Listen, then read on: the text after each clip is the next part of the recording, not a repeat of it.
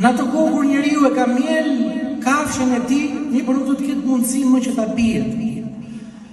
Do të vi dita e gjykimit befas, kur njeriu për të tentuar për të ngrënë kafshatën, mirë po nuk ka mundësi më ta përfundojë.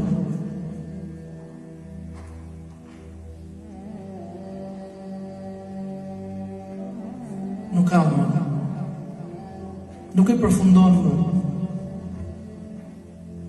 Në dha Allah jetë, e në atë kohë thot nuk ka më. Tani kur të erdhi, kur erdhën të shenja u pendove, jo, nuk ka më.